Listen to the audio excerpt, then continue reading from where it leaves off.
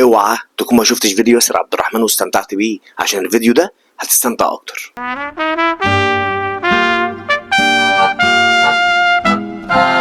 ده هشام نزيه.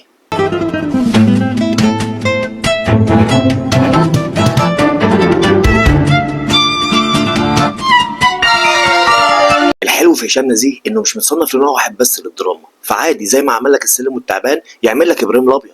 بعتني بكام يا صاحبي؟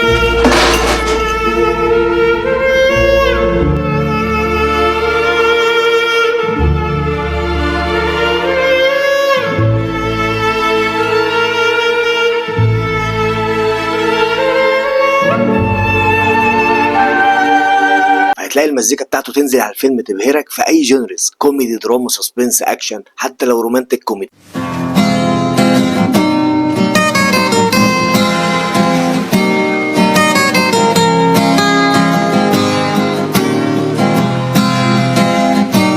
الساوند تراك اللي هتسمعه دلوقتي ده انا بالنسبه لي غير ستايل المزيكا والموسيقى التصويريه في العالم. دكتور يحيى رشد، لا تخاف.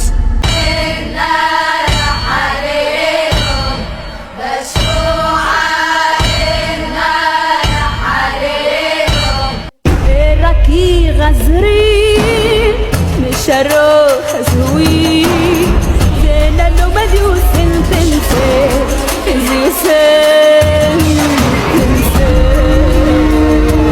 بص من الاخر اديله السكريبت بس بلاش احكي له قصه. ولاد رزق عصائر.